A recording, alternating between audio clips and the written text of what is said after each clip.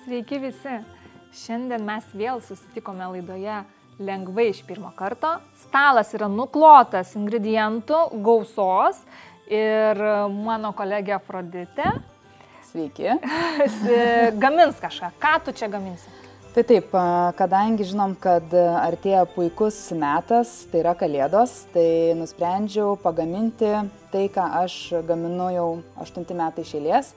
Tai yra brandintas kalėdinis vaisių pyragas. Išskirtinumas yra tas, kad jo nereikia kepti, sakykime, dieną arba 2 prieš, mes jį galime išsikepti mažiausiai likus 1 mėnesiui iki švenčių. Jeigu, sakykime, to šventės nenumaldomai artėja ir matome, kad laiko stoka, galime iškepti ir prieš 3 savaitės, tiesiog jisai bus trumpiau brandinamas. Tai šiandien yra ta diena, kada reikėtų susipirkti produktus ir savaitgalį pradėti kepti. Taip. Tai, sakykime, reikia susipirkti vaisius, pasiruošti viską, išsikepti ir paskui jisai yra brandinamas, sakykime, su alkoholiu, kas turbūt kitiem yra neįprasta. Ir jį užtenka laikyti tiesiog tamsioje vietoje, nereikia niekur dėti šaldytuvais, tiesiog, kaip sakant, jūs jį pasidat ir pamirštat 3 savaitėms sandėliuke. Supratau. Tai gal negaištam laiko ir pradedam, nes Taip. Darbo čia bus į valias, kaip matau. Turėsim, galėsi papjaustyti viską. Galėsi pjaustyti, ką reikės. Tai va, tai galbūt pradėsim nuo to, kad aš tau duosiu supjaustyti vaisius, kurie yra stambesni.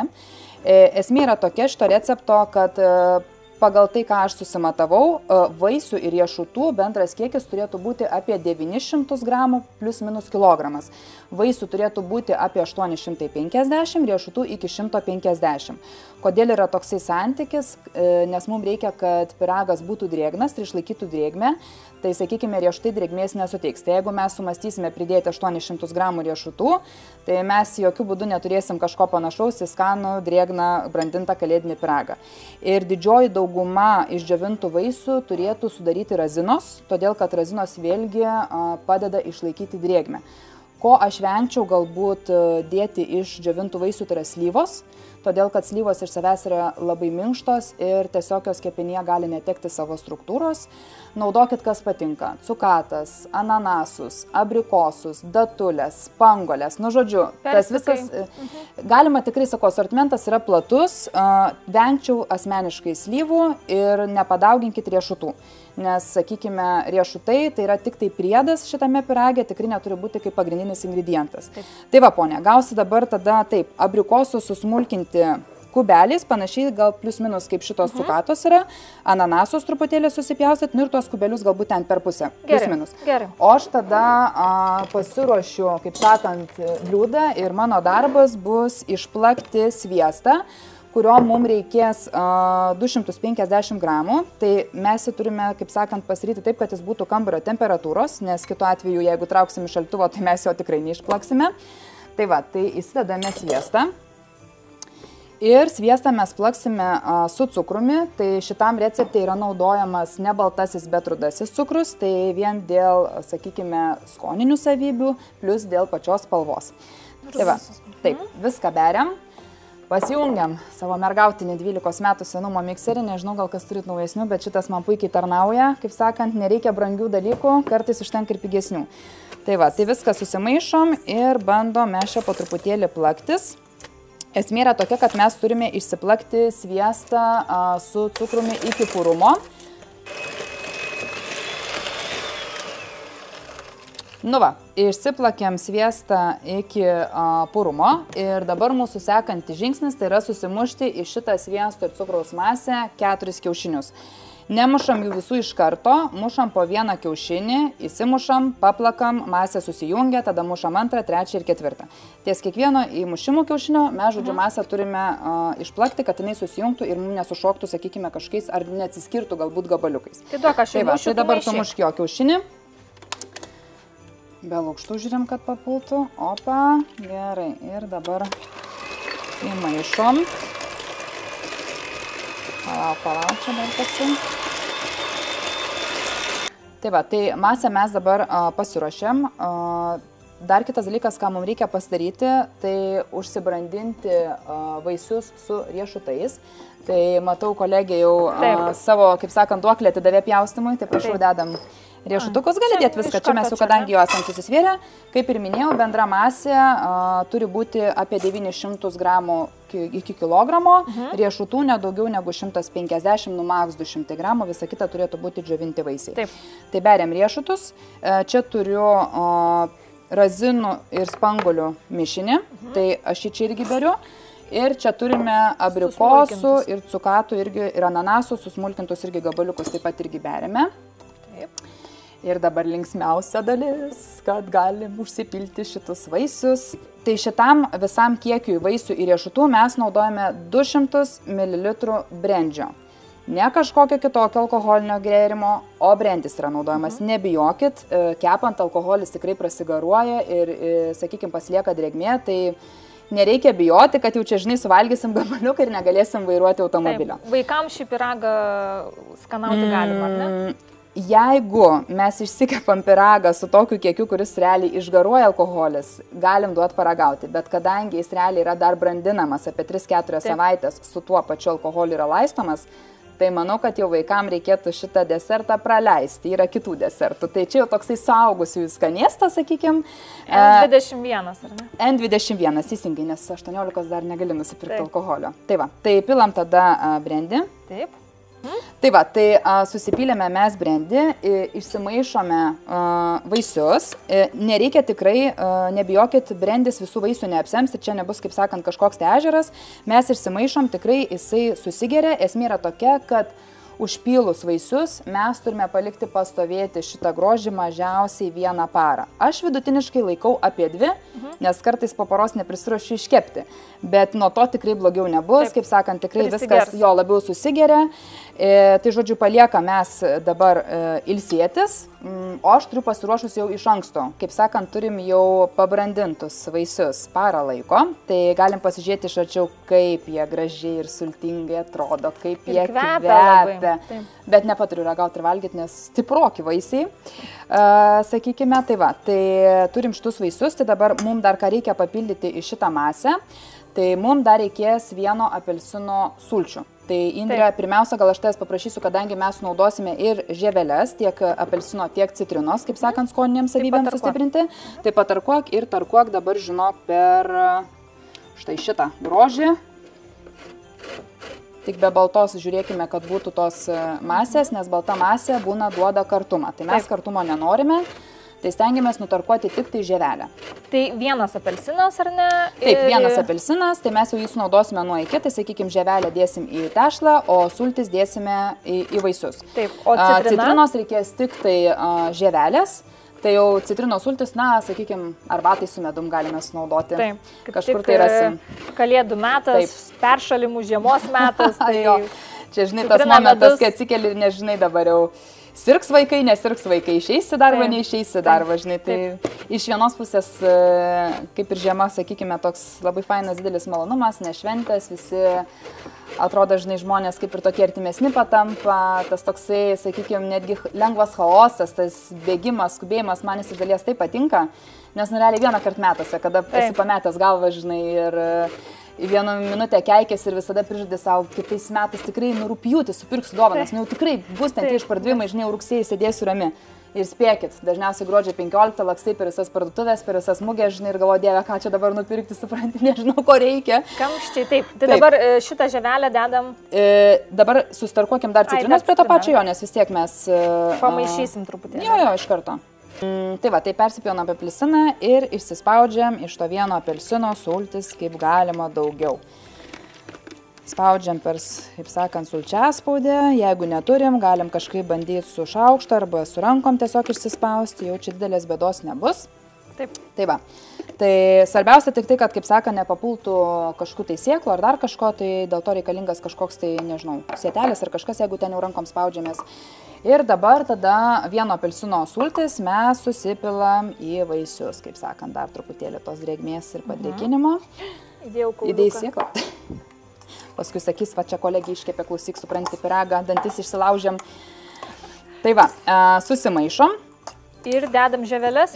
Taip, žieveles tai galim dėti iš tikrųjų į tešlą, tai dabar pirmiausia dar ką mes pasidarom, vaisius galim kol kas laikinai palikti, mums reikia dabar susimaišyti tešlą, tai turim tą pasiruoštą kiaušinio sviesto ir cukraus masę ir bersime miltus, tai mums dar į miltus reikia įsiberti kalėdinių prieskonių, kad tas, kaip sakant, jau kvapas namie būtų ir čia namiškiai sakytų, va, tikros kalėdos. Taip. Pamenu dar tokią istoriją kažkada. Prieš kokius gal 6 metus, man atrodo, kepiau kaip tik imbierinius gal sausainius, meduolinius ir prisimenu, buvo prieš pat šventes, gal kokias 2-3 dienas iki kalėdų. Taip. Ir laukiau kurjerio, prisimenu, atvažiuoja kurjeris, paskambina man į duris, iki namo atneša, aš atidėjau duris ir aš niekad nepamiršiu, ką reiškia, kaip kvapas asocijuojasi ne žmonėm. Aš atidėjau duris, jis man sako, o Dieve, čia pas jūs taip kvepia kalėdom. Ir supranti, ir pagalvoju, va, ką reiškia namų jaukumas. Kai sako, turbūt, kad kvapais labai galim sužaisti. Taip. Ne? Tiesiog nereikia galbūt kažkokių... O kalėdiniai prieskoniai tai yra gvazdikėlis, ar ne? Kalėdiniais prieskoniais aš laikau cinamoną, tai numeris 1, taip. Imbieras, gvazdikėliai, kai kurie naudoja kardamoną, bet vėlgi čia jau, kaip sakant, priklauso nuo skoninių savybių. Tai aš tai čia naudoju tik tai cinamoną, tai kadangi cinamoną, sakykime, tikrai daugumą mėgsta, tai aš į 270 gramų miltų dedu 2 arbatinius šaukštelius cinamono. Jeigu kažkas jau be proto mėgsta tą cinamoną ir ten, aš nežinau, galėtų ten vieną valgyti, galima įsidėti 3 šaukštelius. Nu, aš gal tiek įdėsiu 2,5. Tada dedame imbierą. Džiovintas čia imbieras? Taip, maltas imbieras jis yra džiovintas, tai imbiero galima dėti pusę šaukštelio, galima dėti šaukštelį. Aš įdedu šaukštelį. Šventės vis tik. Taip. Ką čia gailėt. Ir gvazdikėlis. Esmė yra tokia, kad dedam irgi maltą gvazdikėlį. Aš parduotuviai kažkaip malto neradau, tai aš jau ten rankiniu būdu susimaliau su kombainiuku. Galima kažkaip, žinai, tenai su kavamalė. Su kavamalė jo. Tik žinokit, kad labai apsineša ir sunkiai išsiplauna, tai geriau jau rasti kažkur tai malto. Tai gvazdikėlio asmeniškai aš, kaip sakant, jau nepadauginu, nes jis labai iš tikrųjų intensyvaus kvapo. Tai realiai užtenka, na, gal tokio pusę arbatinio, nu galim dar truputį dėti. Nu va taip, kaip sakant, kukliai. Ir dar naudojame kepimo miltelius, nes kepimo milteliai reikalingi tam, kad masė iškiltų. Tai čia naudojame tokį gerą arbatinį šaukštelį su truputėliu. Taip va, viskas, turime masę. Dabar tada visą šitą mišinuką aš visada šiaip prasisijoju, nors iš tikrųjų naudojant mūsų Kauno Grūdų ekstra miltus, jų sijoti tikrai nereikia, nes jie, aš nežinau, tokio mikrosmulkumo, kad jokių dažniausiai guzų nieks nesisiformuoja, bet aš sijoju tik dėl to, kad, sakykime, tiek cinamonė, tiek gvazdikėliuose gali būti stambesnių dalelių, kurios, na, gali užkliūti valgant, tai aš tiesiog prasisijoju, kad jos visos liktų sietelėje. Tai va, tai taip gražiai išsisijojam viską. Va. Tai ką, susisijojo miltus ir prieskonius mes į kiaušinių ir sviesto masę. Tai tu man gali įberti iš tikrųjų žieveles. Taip. Negailėk, dėk viską čia, kaip sakant, nepalik, viską dėk. Kuo daugiau kvapo, tuo geriau. Taip. Taip, ir dabar aš viską atsargiai išmaišau. Pirmiausia, tai išsimaišom tešlą, kad miltai susijungtų su skysta mase, kad viskas tolygiai gražiai išsimaišytų, nes jeigu viską subersim, žinai, į vieną krūvą, tai, kaip sakant, neišsimaišys, bet tokia tešla matau, kad pakankamai skysta. Taip, nu, žinok, jinai, sakyčiau, gal kaip pyragų, jinai kaip tik neskysta. Ir netgi daug kas gali išsigąsti, kad, sakykime, o Dieve, tokia tirštoka tešla, dar čia įdėsiu, žinai, vaisius ir kaip čia viskas bus. Tai neišsigąskit. Pagal tas proporcijas, ką pasakiau, viskas gaunasi labai gerai. Tai jinai ir turi būti tirštesnė, nes, sakykime, jeigu mes paliksime skystesnę tešlą, sakykime, sumastysime naudoti mažiau miltų, nepamirškim, kad čia yra be proto daug drėgmės. Tai, sakykime, neturėsim mes skanaus gero pyrago, o turėsim galbūt, sakykime, kažkokią tai košę, neiškepusi ir mūsų, kaip sakant, visas vargas nueis šuniui ant uodegos.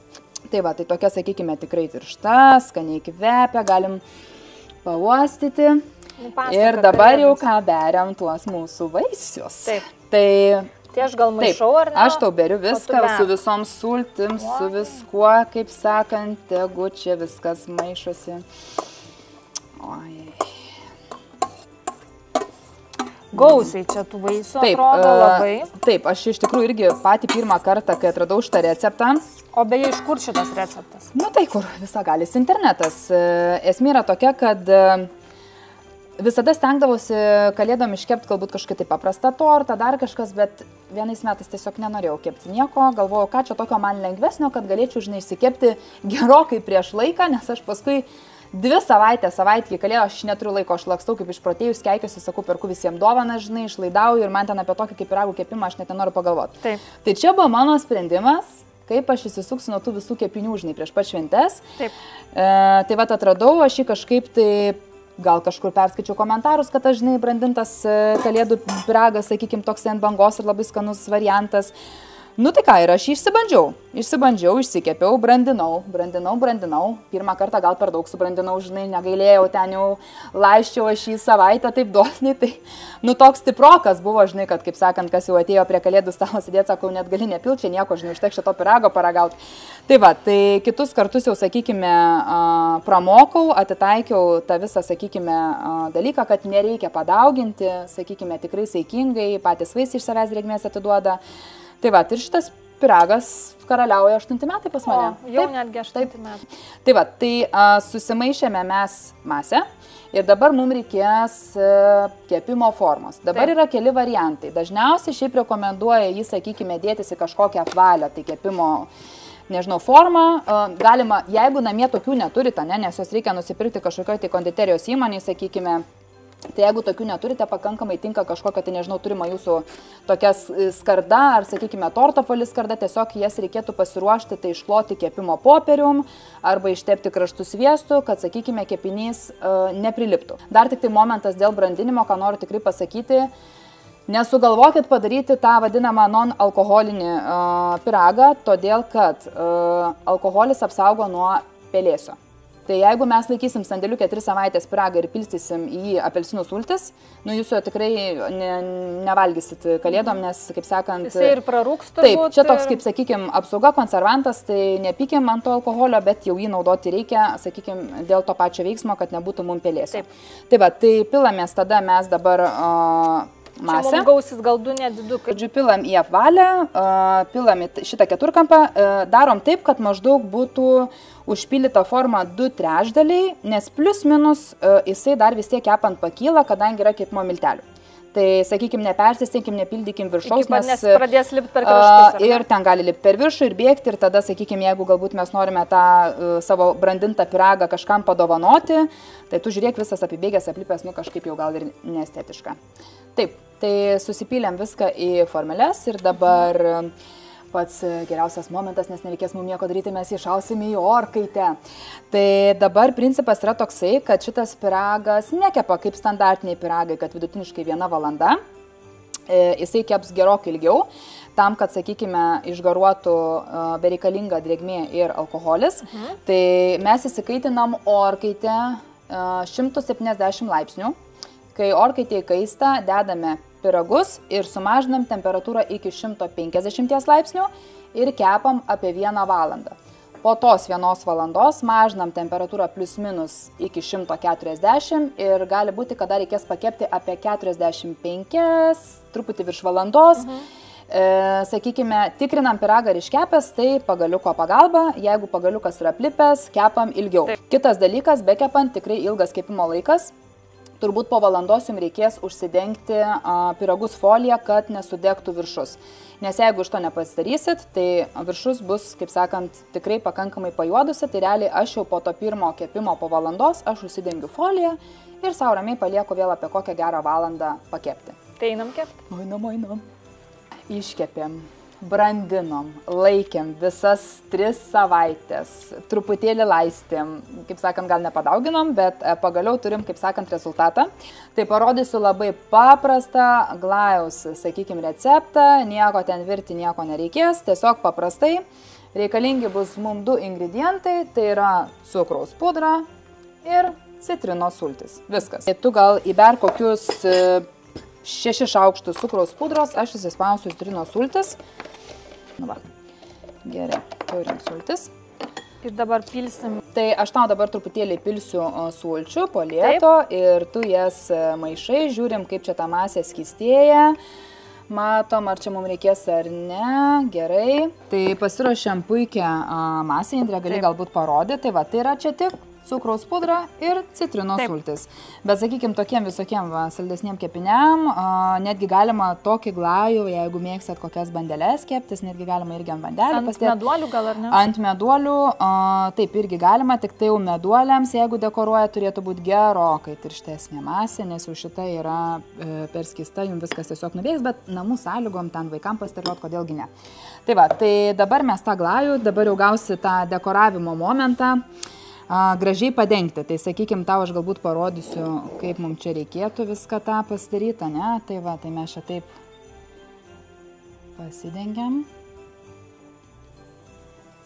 Ir ant viršaus dėsim, bersim ar ne? Ant viršaus, taip, aš beriu, supranti, tai, ką turiu po ranka, galima ten galbūt improvizuoti, naudoti, nežinau, kokius džiovintus apelsinus, cinamoninės lazdeles ir taip toliau, bet aš tiesiog puošiu tai, kas yra pačiame pirage, tai yra riešutai, cukatos, gal kokį vieną kitą dekorinį kalėdinį elementą galima užsidėti, nu jau čia ką turėsit, kaip sakant, tikrai nereikia, kaip sakant, verstis per galvą, žinai, ieškoti kažko tai ypatingo. Tai va, tai pasipuošėm savo pyragus, matau pas Indrę neblogas dizainas, pas mane kitoks, bet žinai, visi mes esam skirtingi meno žmonės. Tai va, tai pasipuošę, galime, kaip sakant, prieš pakavimą palaukti, kol glajus apstings, bet mes galim jau prasipjauti ir paragauti, blemba kaip nori. Gal reikia išsilpam galbūt iš formelės. Čia kaip ir gražiai išsilpa. Taip, aš tau sakau, čia tobulos formelės, vat kai jums nereikia rūpintis jokiais ten kepimo popieriais. Aš pakelsiu, tu paimk. Taip, palauk, turėtų išsimti, pažiūrėk. Va, tai tau koks pyragas. Jausim. Jauk, negailėk.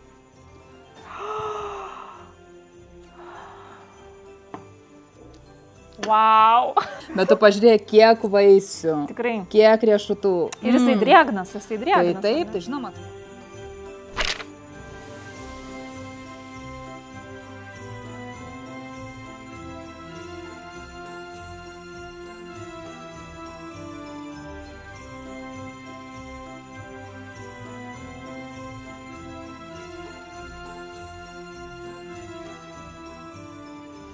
Pasipjaustėm, įsidėjom į lėkštutes ir dabar pats atsakingiausias momentas mūsų laukia. Paragausim to stebuklingo. Kas čia iš mūsų, kaip sakant, negalės vairuoti šiandien po paragavimo? Ar tu jauti? Kalėdas, ar jauti? Jaučiu. Prieskoniai atsiskleidžia tikrai labai. Oh my god. Labai geras. Toblas. Šiaip galvojau. Kad bus blogiau. Ne. Kad bus geriau. Aš anksčiau galvojau, kad aš nemėgstu džiovintų vaisių. Man, ta prasme, nežinau, razinos tai tragedija. Kažką atrodė, bet realiai, kada pabandžiau išsikepti šitą pyragą, man džiovinti vaisiai atsiskaidė visai kitam amplua.